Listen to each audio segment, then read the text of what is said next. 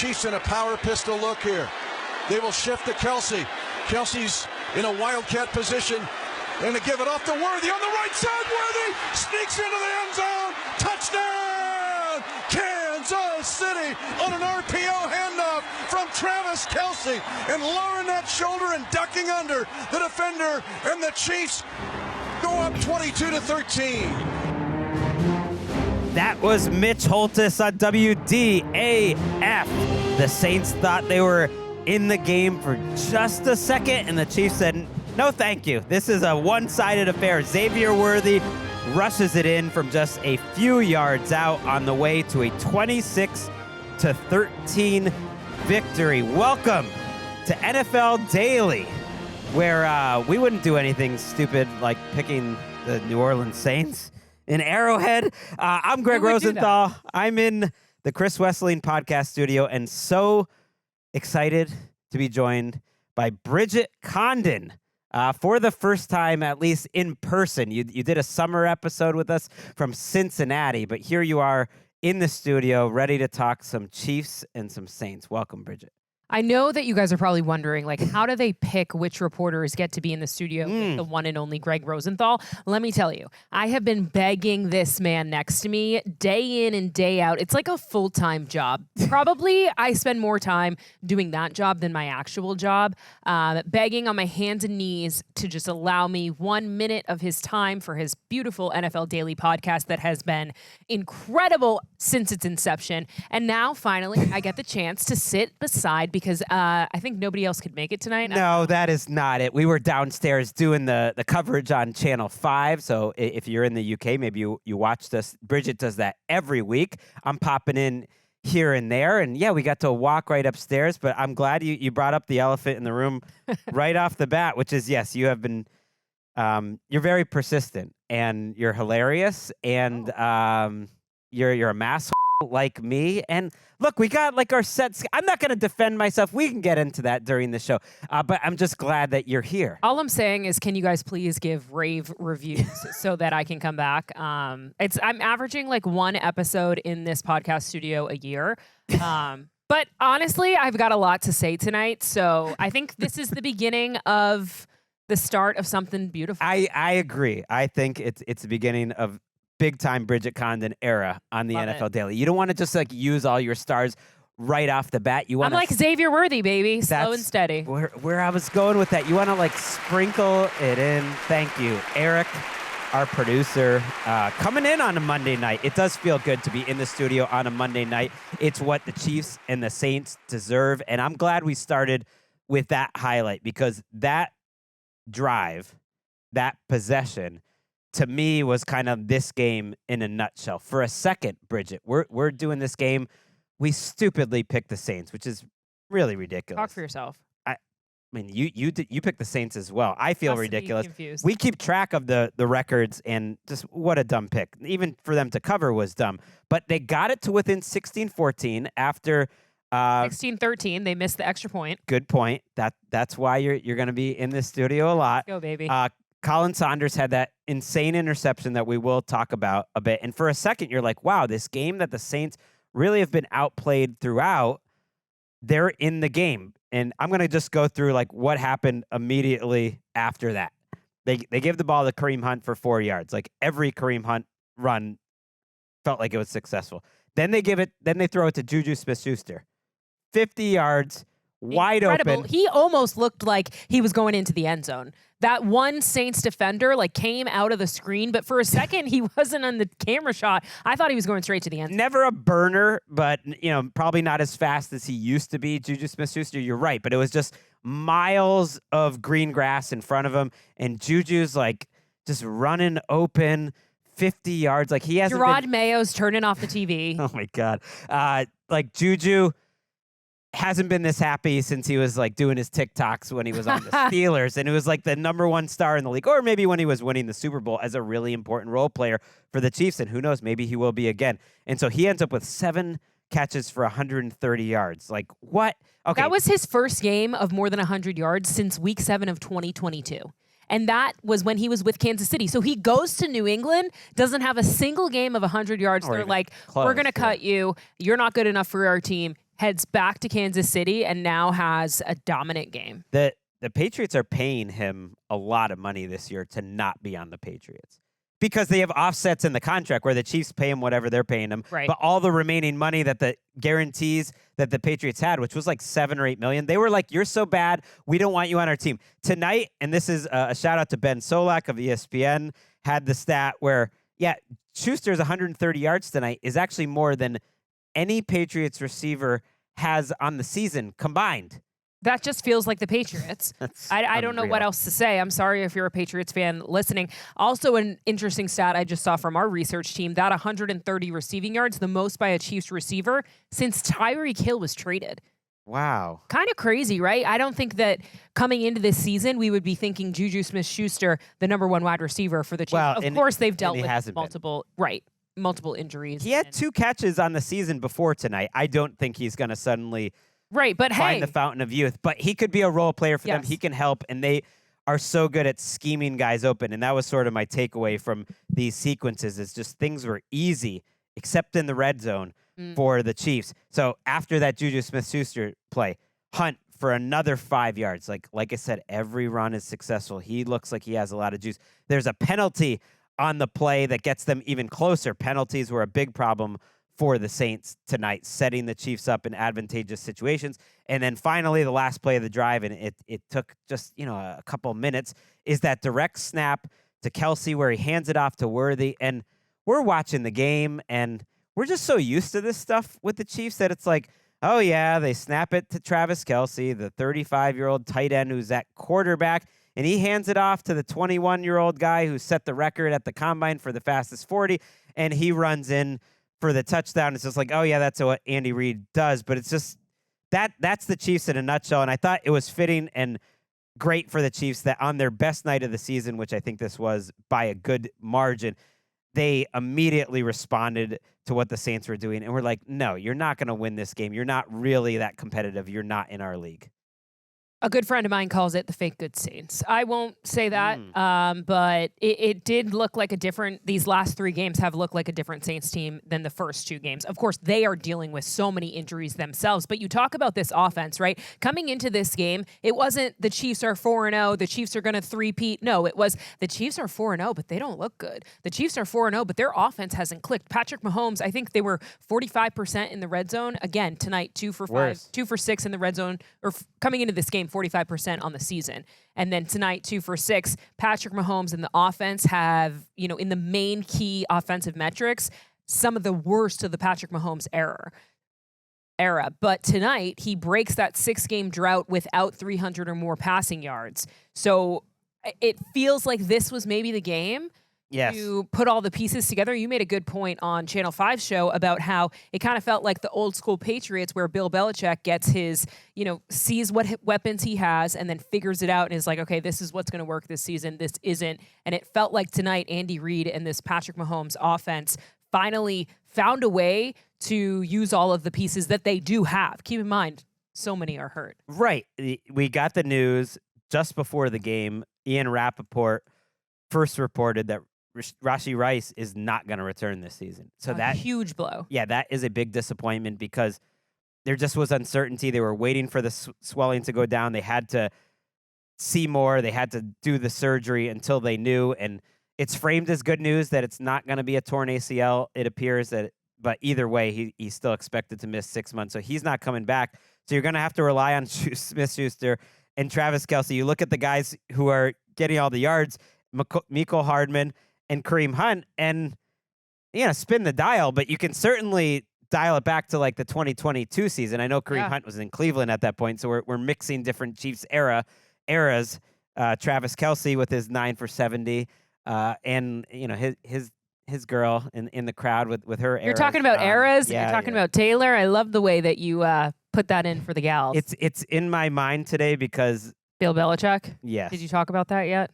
No, that was Monday. I don't know exactly what we can talk about the Bill Belichick Instagram picture wearing Twitter. Taylor. Was it Instagram? I saw it on It Twitter. was. It was on his girlfriend's Instagram Do you account. follow her? They're public. No, but someone, copied it and put it out on Twitter. And Well, that's don't where you think the she deserves olds like a us follow live. now? No, even that feels creepy. I mean, like, forget dating her. But I'm glad they're happy, and I'm mostly glad that his Taylor Swift sweatshirt Was had ripped. was like chewed on or had the little rip thing. Not chewed, but The way you just it said looks like chewed it on, chews. the image in my mind. Okay. It looks like it's chewed by like I have a young son. They chew all their sweatshirts, and the way Oh. Bill Belichick's sweatshirts look, that's what his sweatshirts always look like. But no, it's because he cuts them, and I wanted to see the sleeves on it. But I'm very happy, and he's out there getting work. Just today, I saw, to get off the game for like 1 second, I saw that he's on the Jim Gray podcast with a bunch of other coaching legends. He was on the Pat McAfee show earlier today, giving like kind of vanilla analysis. Sometimes I want a little more. When he's on the Manning cast, at least he dives into like what the plays are.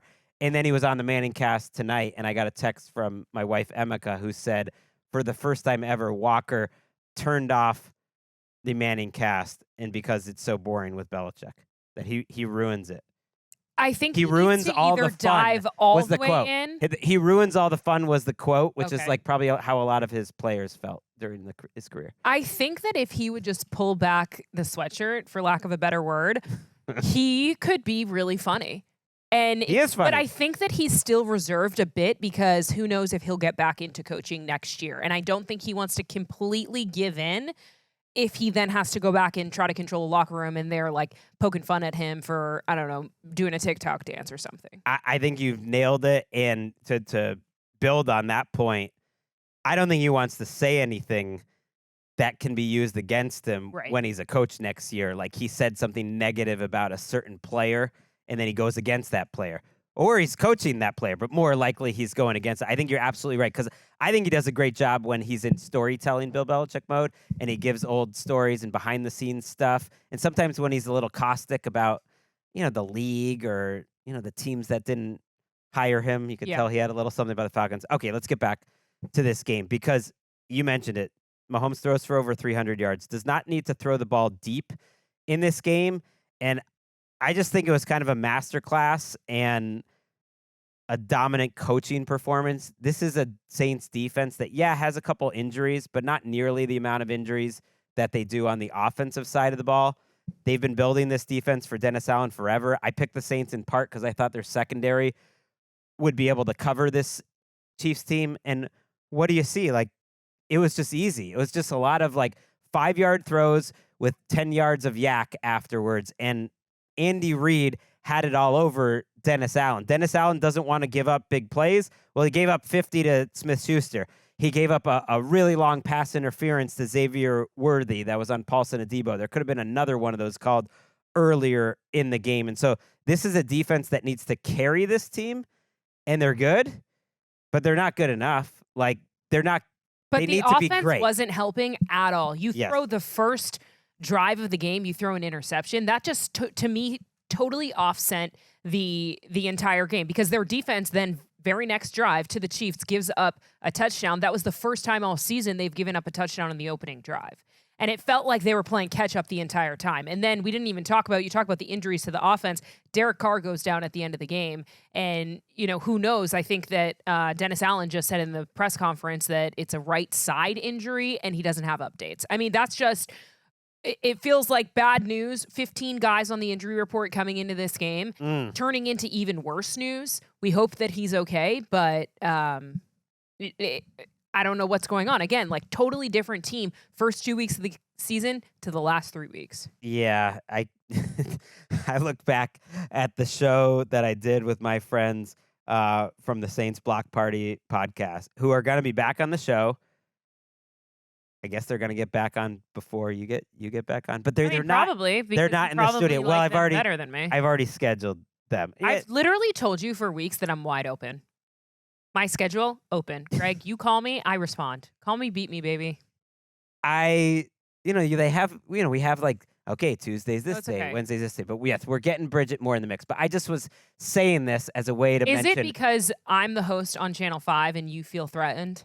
No, I love Admit not it. hosting. I'm happy to. Like, No, but I mean, you feel threatened that I might become the host of NFL Daily. now you're going too far. I'm just kidding. Everybody, I'm joking. I swear to God, We I know you're love joking. Gregg. It's the thing I love about you is you're a master like me. When I moved out here, I just kept acting like I acted in college, People out here don't like it. and then in New York, certainly, and I just kept getting this vibe that's like, hey, he's an or just like he's not very nice, and then you start to realize like, okay, you gotta tone it back. you gotta pull it back. All right, I'll try. Not I can't everyone promise. like shows love by just brutally picking at like other people's weaknesses. But that's how I think. That's how I do it, and I think it is fun. I'll try to be better. I think you do a great job, Gregg. Thank you. Love I've now doing been it. here for what 12 years. So in you're Los Angeles. I'm softer. softer. I have kids. Okay. I'm softer. I'm like, look, I was mean enough for some reason that Derek Carr at one point Blocked you. blocked me on Twitter, and then yes, on the Around the NFL podcast, we got together with David Carr and they unblocked me. So I hope he doesn't block me for anything we're about to say. I just think it was a typical Derek Carr game. We'll get into the injury side of it in a second. I'm glad you brought that up. They said oblique officially, like the broadcast Yes. said that. So that was what the team said, and that then makes the team said left side injury. Well, that- which is yeah, a that- left oblique in my opinion. yeah. So that must be. It happened on his last throw of the night, which was probably his best throw of the night. Maybe the best throw. The receiver should have caught Either the ball. quarterback. Yeah, that was Mason Tipton, which kind of points out an issue from this Saints team. Mason Tipton is an undrafted player, and they're forcing him in. They don't really have a third receiver. Taysom Hill's not in this lineup, and so they're trying to play a little more 3 receiver, and he had a couple third down plays where he came up short. That was a play where Spagnuolo gets early pressure. The Saints offensive line was really banged up, did not play overall very well tonight, and so that was a problem for Derek Carr. He contributed to it somewhat too, and he throws a dime down the field, and he gets hurt really bad. But I think that was a really typical Carr sequence because the very play before that, he backs away as if there's a ton of pressure in his face. There's a blitz coming. You remember this play? There's a blitz coming, Bridget. And most of the night, that blitz was getting through, and Carr was just having to throw the ball against the pressure. But that time, actually, they picked up the blitz. It held up really well. He had a nice, clean pocket, but he just started backpedaling and throwing it as if someone was right in his face.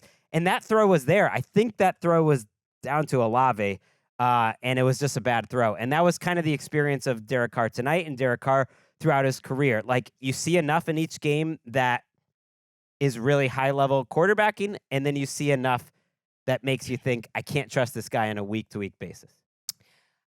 I think that I don't want to talk bad about Derek Carr because I think that he's a better quarterback than a lot of people think he is. I think the issue is his offensive line is so beat up right now, and especially the center position, right? Like the cadence you get from working with your center and to have 2 or 3 different centers since the beginning of the season, I think that adds to it. And that throw, like you said, he thought the pressure was coming on him and he wasn't. But that to me says that he's just not comfortable with that offensive line right now.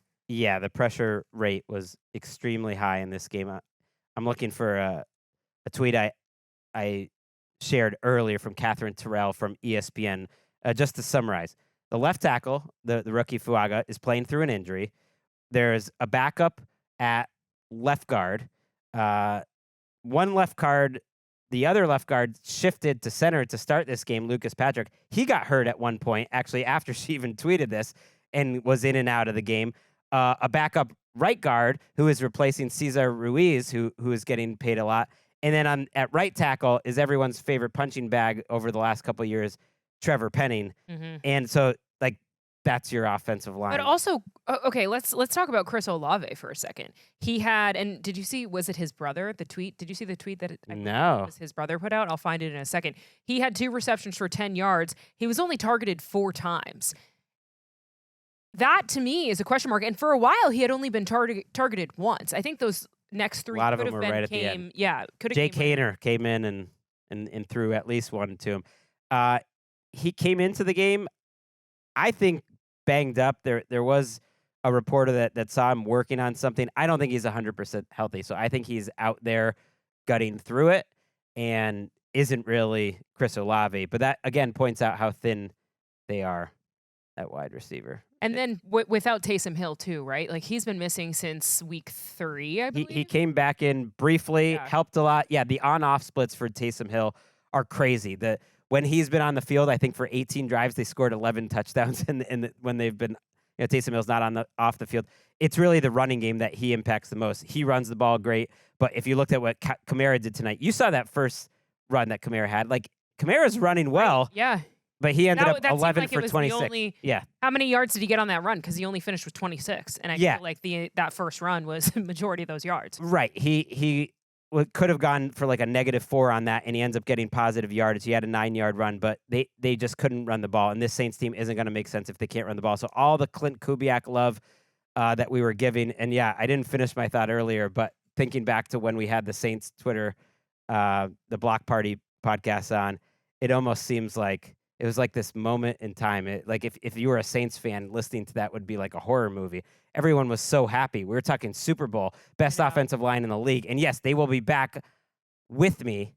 You're going to be back on this show too. It's not a competition. Bridget is very competitive. She's like, when someone else is on, she's like, why is he on? Why is she on? My boss is going to listen to this and be like, hey, we need to talk. No one I'm listens. kidding. No one listens. I have enough confidence that it's okay. You can bring other people. She's like, Weiss, have you seen his gray hair? Like, let's put him out to pasture. I'm like, whoa, that's weird. You're getting ageist about Steve Weiss, Bridget. That's Steve, too far. I love you. I would never, ever, ever dare say anything like that. Before we take a quick break, let's just hit just a couple items. I do want to. Can I hit one thing that we haven't? Please. Kareem Hunt. Like, we talk about Andy Reid and what he does for this offense. We talk about Juju Schuster. We talk about Kareem Hunt. Kareem Hunt had just one game with 100 or more rushing yards in his 5 seasons with the Browns. He had 102 tonight.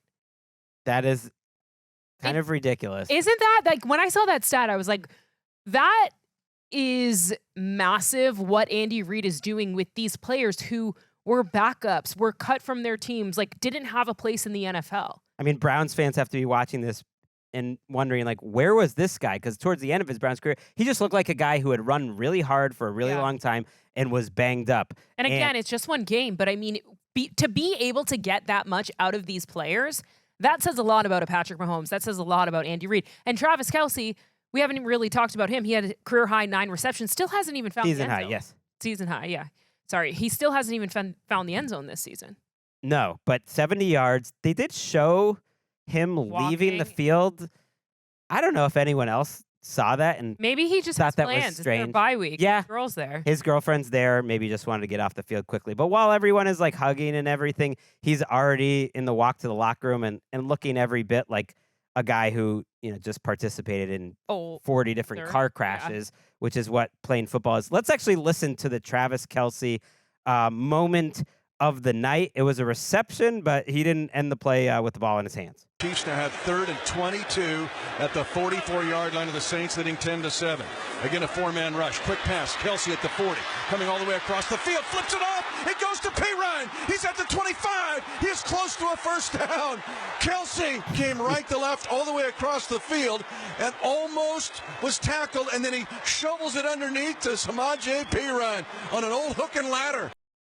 I mean, it's not a hook and ladder in a way because I don't think it could have possibly been planned. By the time you listen to this, the news will be out of date, whether they say it or not. Andy Reid was asked about this post-game, and he said that they practiced Travis Kelce's pitches in practice, but I don't think it was drawn up in the huddle. No. I think it's something they just practiced, so he looked at Samaje and is like, what's coming on right now. And as you mentioned, again, on the show earlier, like, if you're a player on this team, you got to be ready. Even if you're thinking you're running down the field, you got to be ready to catch that ball if he's looking at you. That was awesome. And yeah, so I think they've practiced that almost as part of the offense. This is something that could happen when Kelce gets the ball, but it's not part of that specific play. And I know that because Pirine, for a second, gets in the motion like he is going to run to block for Kelce. And then he kind of looks up, he sees Kelce, and he realizes that's not the move there. Yeah, they had another play, another trick play that did not work out earlier. Alontae Taylor was all over. I love Alontae Taylor. There are some positives here for the Saints. Like Marshawn Lattimore and Alontae Taylor are playing really well. And he got Carson Steele to fumble on another play. They are not going to give Carson Steele the ball much more because he has been a part of a lot of negative plays. I do want to say, before we move on from the recap, that Mahomes' ability to scramble is somehow getting better as he It's like he's gets working older. on his footwork. Maybe he's going to some of the practices for Taylor Swift's dance team because the way that he is stepping, I don't know what he's just trying to get his 10,000 steps on his Apple Watch or what, because some of that footwork was impressive. Okay, so there was the play in the inside the 10-yard line where he just spun around, where he pivoted off his left foot because he saw a defender there and just completely spun and then threw to a pretty open receiver in the end zone. And at this point, I was just thinking, like, is he just doing this stuff because he wants to feel a little alive? You know, like, he's just like a little bored. Like, I'm here week 5. Like, I've done this all before. I got to do more stuff. That's what it felt like to me. Then there's another play where the Saints have an absolutely crazy defensive formation where they have 9 or 8 guys lined up on the line of scrimmage, all standing up, and a bunch of them drop out, like just total Dennis Allen's in the lab, like cooking up this great stuff, and it works. They confuse Mahomes. He's like, what's going on here? He freezes, and then he's like, oh, I guess I'll just outrun everyone to the corner for 7 yards, get the first down, and completely ruin your play. And then that sets up what was one of the better scrambles of Mahomes' career. Let's listen to that. Piran is in at running back. Kelsey's had a very productive night. He comes in tip-tap motion. Now Mahomes, he's got time. Moving around, shifting the feet. And now he's in trouble. He's going to have to run it, but he darts by an defender. He's stretching out the football on the near side. Shades of the Houston game in the AFC Championship of 2019. I mean, that is What insane. can he do? People are getting annoyed, I think, of just like Mahomes and Chiefs. People are getting tired of it. It's like how they were with the Patriots, right? Yes. Except Mahomes, as long as he's doing that and giving us these fun plays, I'm with it. What I don't like is the boring Chiefs, which is what they were for good chunks of last year and for much of the first month offensively. This was a much better performance. They finished with 28 first downs, 460 yards. That is an old Chiefs scoreline, 5-0, and they head into their bye just feeling great about life. They have the 49ers after the bye, and they bullied the Saints. They were stronger than them up front on both sides of the ball. The Saints want to be bullies, but they got bullied. Before we move on, though, I keep saying that, but I'm just having so much fun. Like, Eric told me the time in my ear of how long we've gone. It's been a while already. Really? And it's just like, I feel like it's been 5 minutes. We're just I'm never getting out of this chair. we're having a good time, and that's a credit to you. Maybe we got to be in here every Monday night. Now Nick Shook is feeling the heat. He's saying, like, what's happening here? I wanted to just give some love to Colin Saunders. This guy. Okay, where do we even begin? Let's begin on the broadcast, how they were talking about him, and they were saying that his brother, I believe his name is Cameron, was there. His brother is a backup dancer for Taylor Swift, okay? And so they were asking his brother, who are you rooting for? Are you rooting for your brother, who is a player on the Saints team? Or are you rooting for your boss, Taylor Swift, whose boyfriend plays for the Chiefs?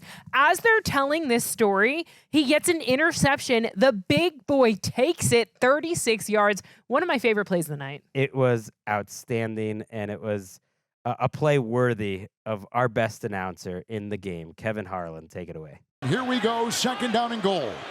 Mahomes in the gun, the 2 in New Orleans. Pirine in motion.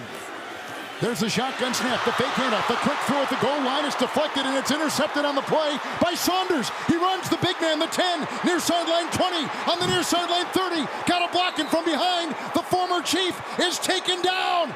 The Saints big man got it on the ricochet at the goal line on a pass intended for Smith-Schuster. That was a thick pick. That was a thick pick. The thick pick. Forget the thick six. It's the thick pick. One of the moments of the year. Throw the next gen stats up on the I just saw this screen. The thick six. I love that phrase. He reached a top speed of 15.79 miles per hour. That is the third fastest speed by a ball carrier who weighs over 320 pounds. I don't weigh Only 320 third pounds, fastest? and I don't think I could get up to 15. No, you definitely can't. I don't think. I mean, I couldn't either, right? I would have. It's incredible. I would have to do the math, but this is. Was he a running back in high school? He was. It was nearby in Missouri. They mentioned, and yeah, that essentially gave the Saints Second Life, gave us some entertainment on what was otherwise starting to feel just like a slow death march of this, like a one-sided game. And that There were play pieces. is a play I'm going to remember all season. And sometimes that's what these games are about. We learn something. We'll find out if Derek Carr is healthy enough to play next week, which is really important. We'll get more reporting on that. The Chiefs look better than ever. But ultimately from this game, like, that just gave us a shot of joy in the studio that in one of the best interceptions, and you just never know when that play is going to happen. Thank you to Colin Saunders. We got the shovel pass. We got the thick six. What more could you need for a Monday night?